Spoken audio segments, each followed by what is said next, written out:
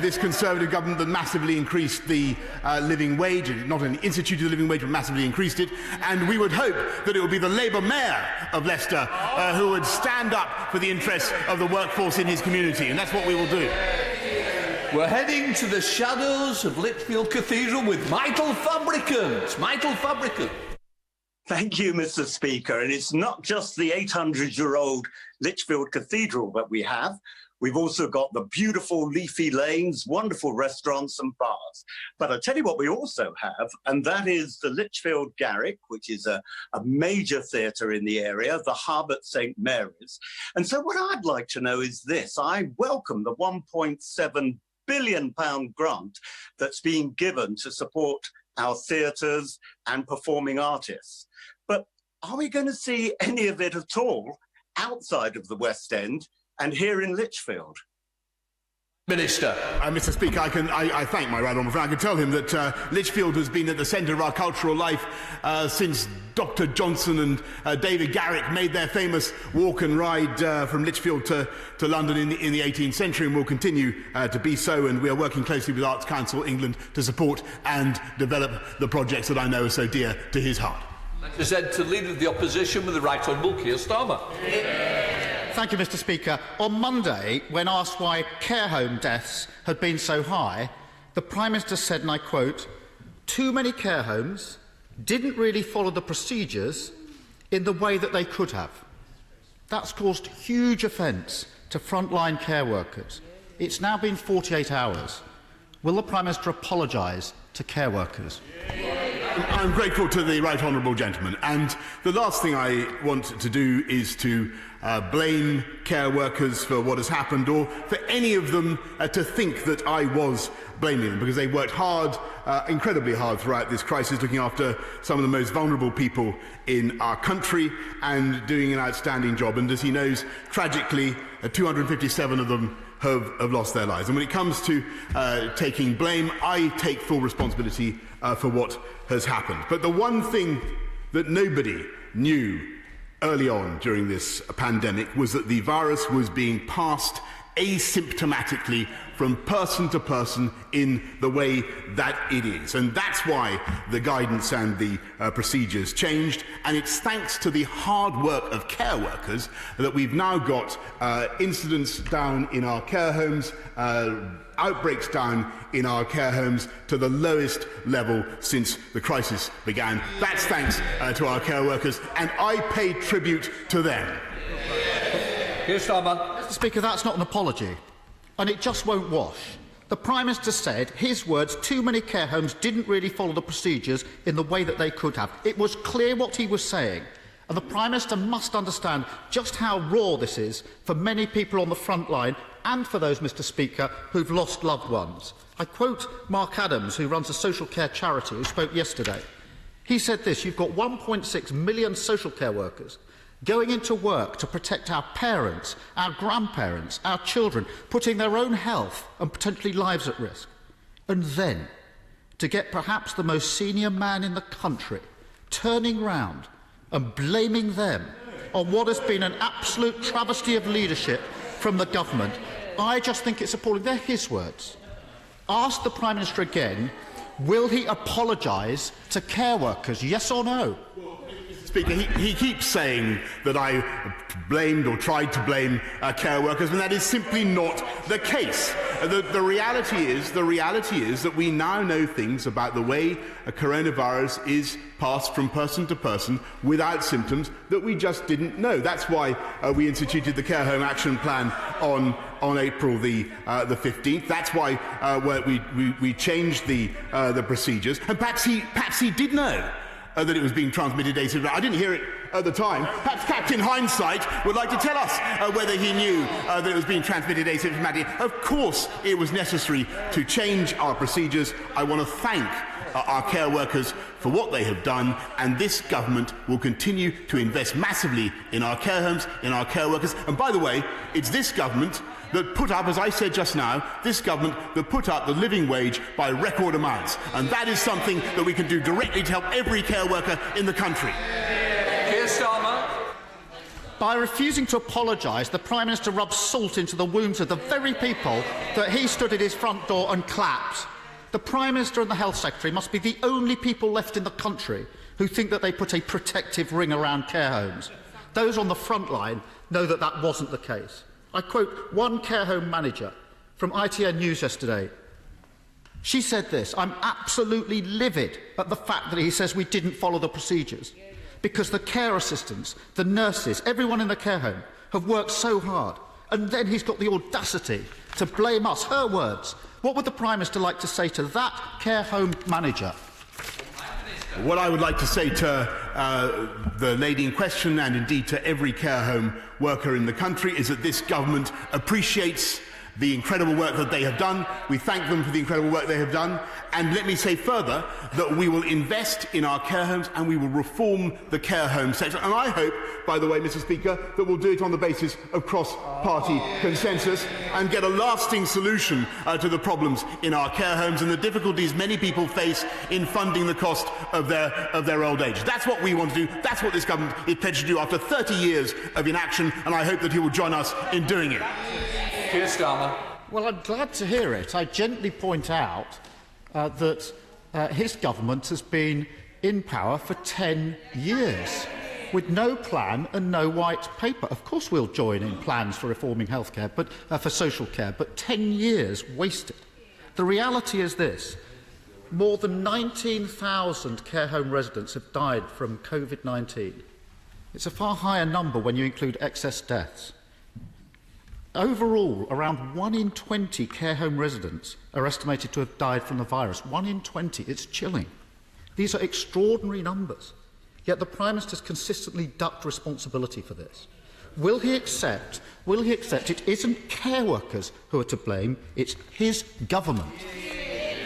Mr. Speaker, I don't know, and I think he's got the old vice of reading out the pre-prepared question without listening to the answer I've just given. I've made it absolutely clear that this government takes responsibility for everything that we've done throughout this crisis, and of course I pay tribute once again to the work of every care worker in the country, and I thank them. But what we've also done is put forward a care home action plan that has helped our care workers, our care home industry, to get the incidence of coronavirus right down in every care home in the country to the lowest level. And we're now putting in monthly testing for every resident in our care home and weekly testing for every care home worker. And that is thanks to the fantastic efforts of everybody involved in NHS testing and tracing. And I think, by the way, he should pay tribute to them as well.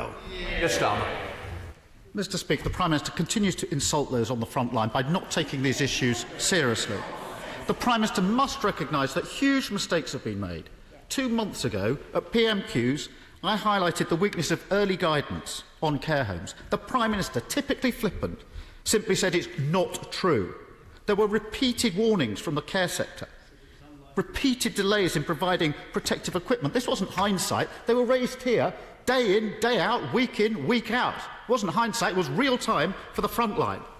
Same on routine testing. And the decision to discharge 25,000 people to care homes without tests was clearly a mistake. Will the Prime Minister simply accept that his government was just too slow to act on care homes? Full stop. Mr. Speaker, the right honourable gentleman knows very well, or he should know very well, that the understanding of the disease changed dramatically in the months that we've had it, and when he looks at the action plan that we brought in to help our care workers, I think he would appreciate the vast amount of work that they have done, the PPE that they've been supplied with, the testing that they've been supplied with. That has helped them to get the incidence of the disease down to record lows. And it has enabled us to get on with our work as the government in getting this country through this epidemic, getting this country back on its feet. That's what this country wants to see. We've stuck to our plan to open up our economy gradually and cautiously. One week he's in favour of it, the next week he's against it. What this country wants to see is a steady, stable approach to getting our country back on its feet.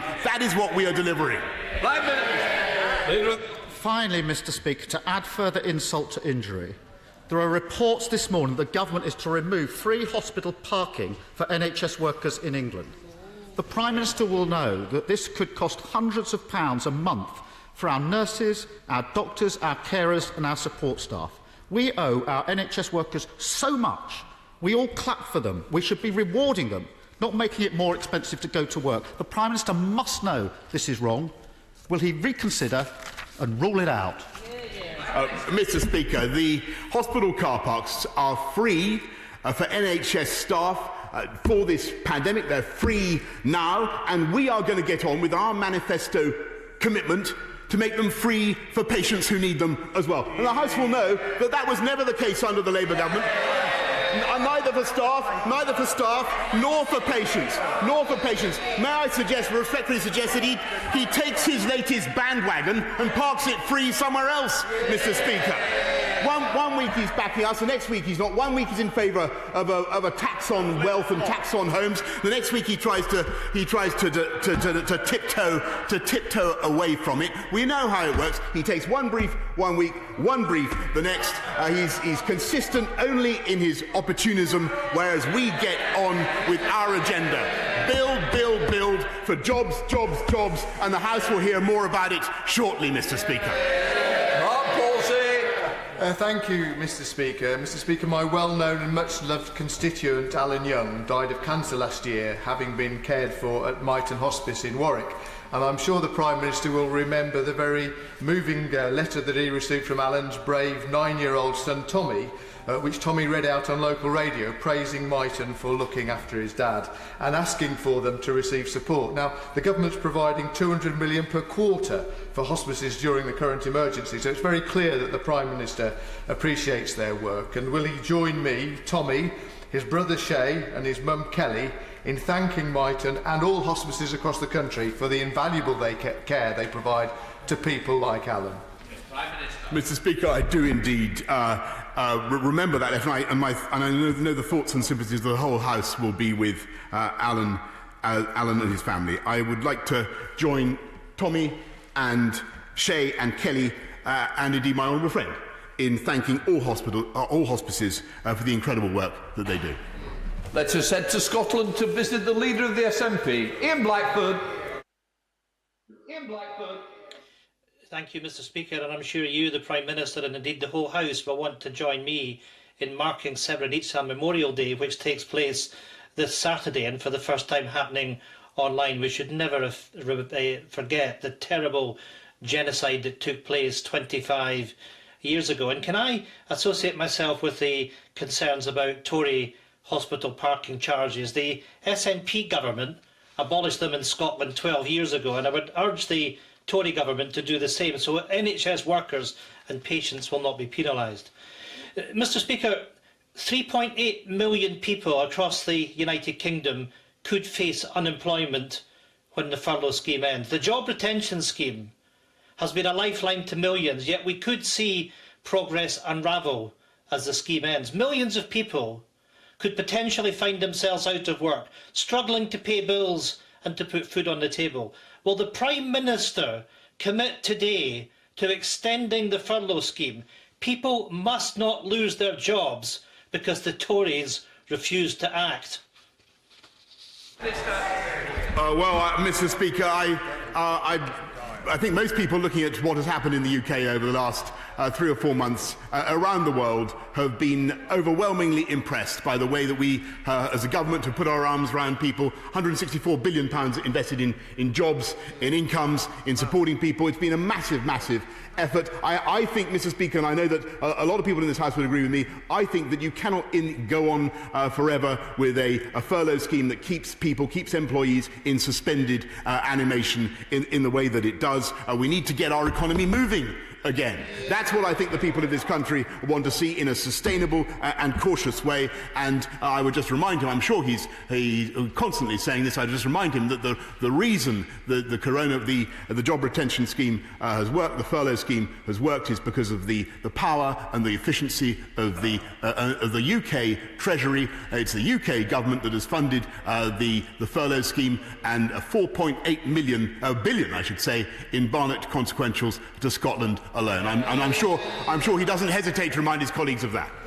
We return to Scotland again with Ian Blackford. I'm sure he'll reappear.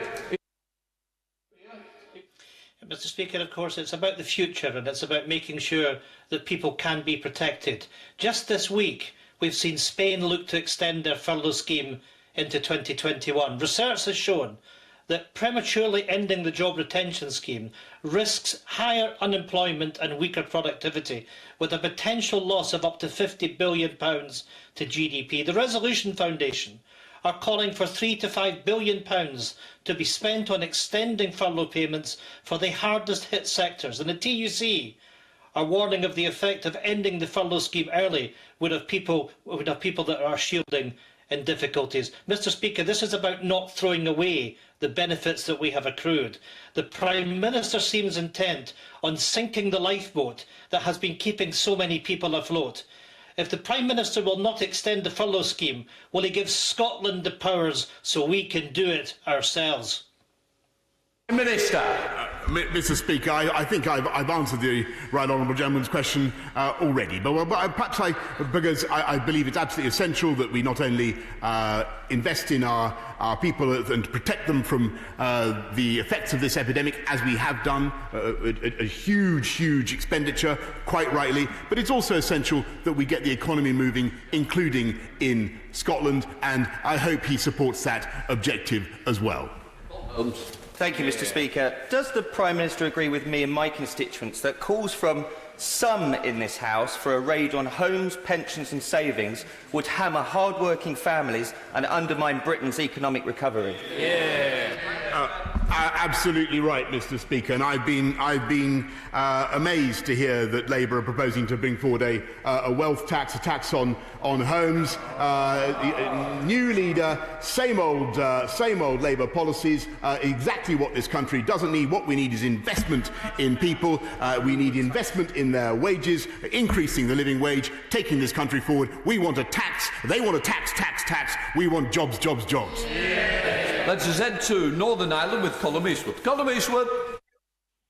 Thank you, Mr. Speaker. Given the devastating impact of Brexit on my constituency and the decades of underinvestment and neglect by successive British governments, will the Prime Minister agree to work with the Northern Ireland Executive to ensure a free port area is developed in Derry to try to address that long-term economic imbalance? And will he agree to meet with me and a delegation from the city to progress this project?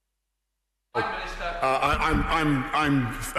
note the paradox, Mr. Speaker, that the honourable gentleman wants a free port in Londonderry, which is something that can only be achieved by Brexit, by the way. But I'm more than happy to study the plans that he proposes, and we'll see what we can do to take it forward. Sir Geoffrey Clifton-Brown. Mr. Speaker, the coronavirus has hit young people in work and those about to enter the jobs market particularly hard. Would my right honourable friend therefore continue to build on his excellent package of announcements so far, so that our young people have hope and encouragement for the very best prospects to the start of their working life? Absolutely, Mr. Speaker. I thank my right honourable friend. We want young people to have the self-confidence and the experience of work to keep learning on the job and to get the jobs that they need. And if you'll wait just a few minutes, he'll be hearing rather more from my right honourable friend, the Chancellor, about that very matter. Let us return to Scotland and drop in on Angela Crawley. Angela Crawley. Thank you, Mr. Speaker. Hundreds of my constituents have been excluded from the furlough scheme or support for self-employed due to gaps in the legislation. Barriers to this support include real-time information cut-off dates and the 50% cap on non-trading income. The government's solution to these constituents is to take out loans, which for many is untenable and will lead to unemployment and bankruptcy. Will the Prime Minister commit to widening access to these schemes for the many people left behind? Mr. Speaker, I would just tell the Honourable Lady that there are in fact 12,000 people who've taken advantage of the furlough scheme in her constituency, getting 80% of their income, up to £2,500 a month. It's a massive scheme. And in addition, for those that she rightly identifies who may have had difficulties accessing furlough, we've also massively increased universal credit, up by £1,040 for families across the country, in addition to a panoply of other loans and grants that we have made. Nick Fletcher. Thank you, Mr. Speaker. I'm sure the Prime Minister will join me in thanking Richard Parker, the CEO of Doncaster and Bassetlaw Trust Hospital, and his staff for all their hard work during the COVID pandemic. Yet does the Prime Minister agree with me that Doncaster needs a new hospital? And does he also believe that by building a new hospital in the town, the government will send a clear message to the people of Don Valley that it is committed to levelling up the north? Well, Mr. Speaker, I thank my honourable friend for a very apposite question, because the Health Secretary is indeed committed not just to building 40 new hospitals, but to visiting Doncaster very shortly to discuss investment in healthcare in Doncaster. Sorry, Reg Lockins. Thank you, Mr. Speaker.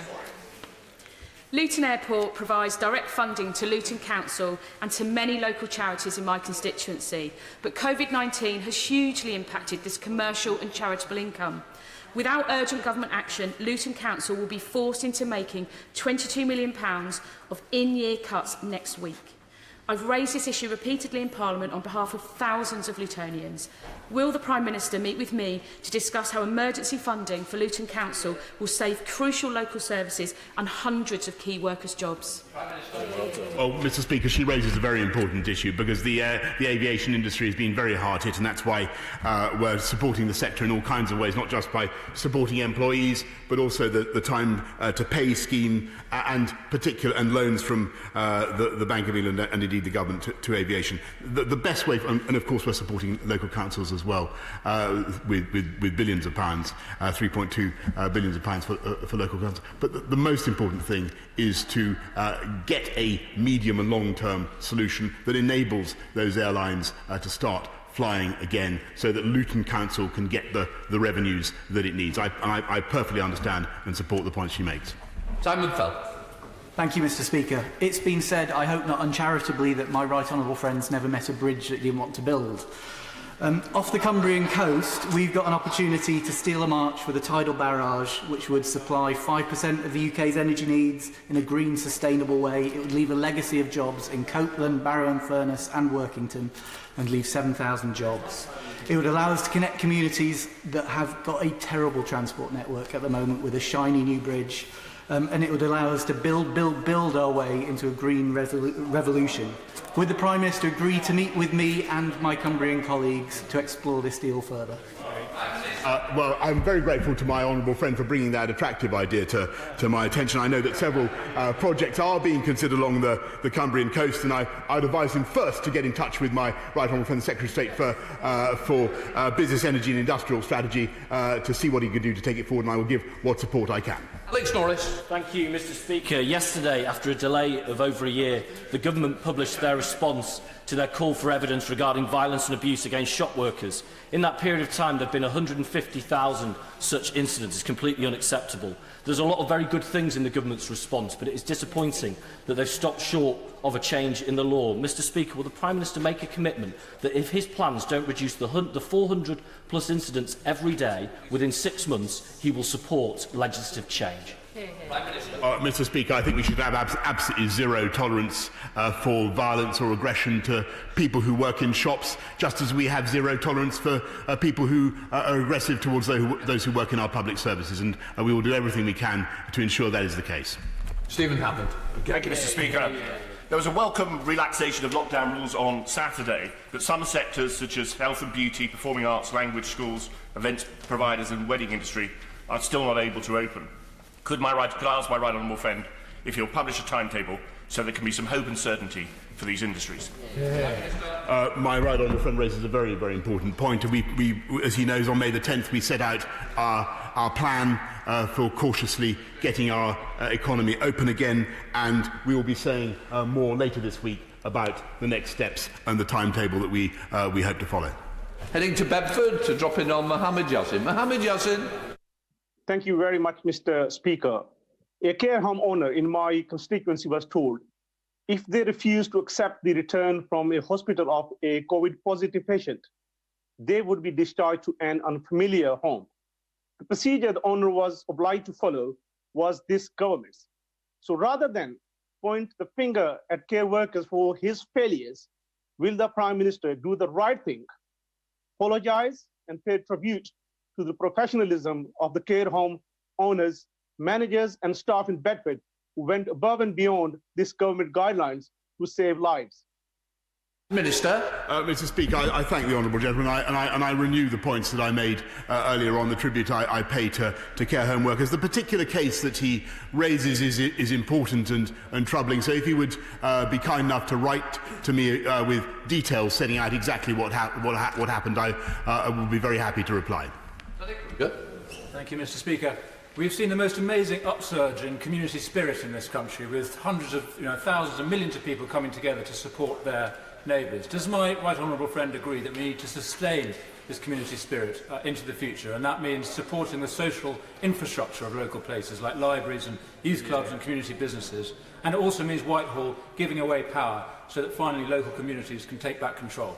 Well, I thank my honourable friend for everything that he's done to champion the voluntary sector community spirit over many years, and I've followed his campaigns with interest and with support, and I do think there is now an opportunity to build on the way the nation came together during the COVID crisis and to deliver even more of the kind of projects that he wants, and we will certainly be putting our support behind those types of community initiatives.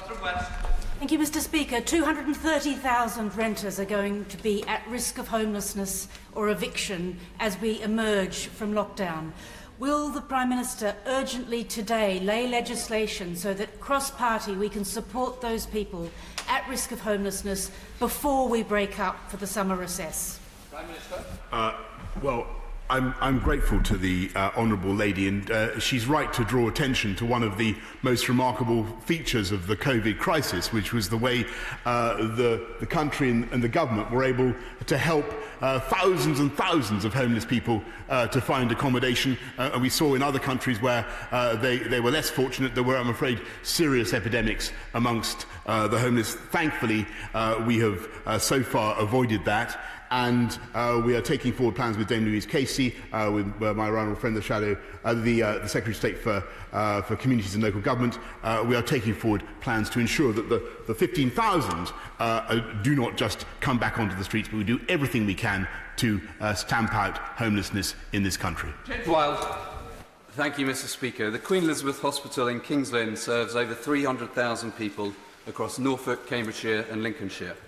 In the 40th anniversary of a hospital only built to last 30 years, does my right honourable friend agree that the dedication shown by staff in responding to coronavirus deserves to be recognised by including the Queen Elizabeth in our new hospital building programme? Mr. Speaker, of course this government was elected to build 40 new hospitals, and that is what we can. That's what we are going to do. My honourable friend, the Secretary of State for Health, will be setting out the list. But I can also tell him that Queen Elizabeth Hospital was awarded £9 million in October for urgent upgrades to protect vital frontline care, and I'm sure that he will understand that further long-term solutions are now under active consideration. John Scholar. Well, thank you, Mr. Speaker, and thank you, Prime Minister, for getting things moving on the disclosure and barring scheme. It was also good to hear the Prime Minister belatedly adopting the policy of jobs, jobs, jobs. But does he mean jobs in the UK or in France, Poland, Germany, Korea and China? Because it's all very well announcing, for example, blue passports, but those are now not being produced in the northeast, but by a French company in a Polish factory. So, Prime Minister, will you now take back control and give instructions to the Treasury, to the Cabinet Office, to Whitehall and town halls to actually buy British and protect British jobs, jobs, jobs? Mr. Speaker, my honourable friend behind me says from a sedentary position, what's he got against Poland? We believe we will create hundreds of thousands of jobs in this country. We will actively buy British. We will ensure that contracts go to great British companies, Mr. Speaker. But what we will not do is turn our faces against the notion of international free trade and the market that has brought colossal wealth to the people of this country. Those are the politics, those are the economics of the madhouse, Mr. Speaker. Steve Baker. Mr. Speaker, to avoid drama later, we need to complete the process of getting Brexit done in the next few months. So will my right honourable friend therefore please confirm, for the benefit of everyone listening, that nothing in the Northern Ireland Protocol will be allowed to stop the United Kingdom charging our own tariffs for the whole United Kingdom from the 1st of January 2021? Yes, Mr. Speaker, not a sausage, not a jot, not a tittle of the Northern Irish Protocol will provide any such impediment to the unfettered access of goods and services between all parts of the UK. It's Savile Roberts. Mr. Speaker, I am totally on board with the Prime Minister's rhetoric that for too long money has piled into the south-east corner of this island, and investment is needed now to bolster and boost universal confidence. Can he explain, therefore, why his Welsh Secretary took to Twitter this week to argue that Wales is too poor, with too few businesses and taxpayers to be successful? Surely he can't condone the Secretary of State's for Wales off-message pessimism. Mr. Speaker, I've seldom met anybody who was more boosterish for the future of Wales than the Secretary of State for Wales, and that is because this government is absolutely committed to levelling up throughout the whole UK, in Wales and everywhere, with infrastructure, with investment in education and in technology. And we will do the things, by the way, that the Welsh Government has failed to do, the Welsh Labour Government, I might say, such as unlocking the Bryn Glas tunnels, Mr. Speaker, unblocking the Bryn Glas tunnels, allowing that proper M4 bypass, which has long been needed, unblocking the. We will provide the Vicks inhaler, Mr. Speaker, to the nostrils of the Welsh dragon and get Wales moving. Are you trying to put the fire out of the dragon? In order to allow the safe exit of honourable members participating in this item of business and the safe arrival of those participating in the next, I'm suspending the House for 3 minutes. Order!